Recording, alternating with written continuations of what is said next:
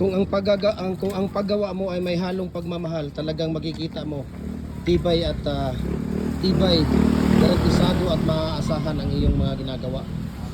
So tingnan nyo, napakaganda po, no? Napakaganda yung ating tawag dito. Napakaganda yung ating ginagawa. Bakit ano lang yan dong? 8 dong? O 7?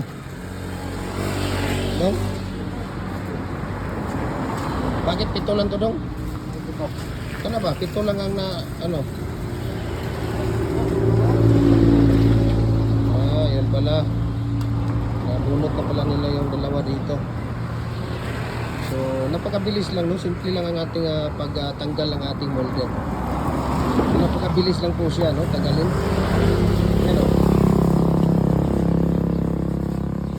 Kung ang production ninyo ay gustong mabilisan na production, sa ganitong klaseng molder talagang napakabilis po, no? 15 to 18 minutes lang siya.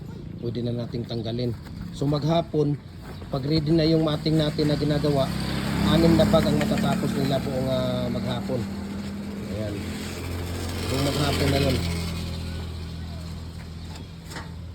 Pagka hindi ready, nasa mga 3 lang. Dapat talaga ready yung mating, no? Kasi matagal ang mating, matagal ang paggawa ng mating natin.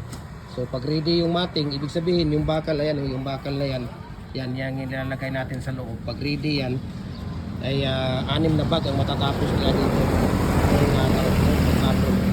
So message lang ako. Share ko sa inyo ang prices sa shipping details. Pagka molder, we can ship nationwide, Luzon, Visayas, Mindanao. Ayan, concrete post, Dragon Fruit post pang hanap mo na quality. Dito ka na sa Gem Hardware Kukulamber Concrete Products, Balulang Branch, Gem Hardware Kukulamber Concrete Products, Lituan Branch, Tripoli and Kukulamber. Ayan, mabuhay and God bless po.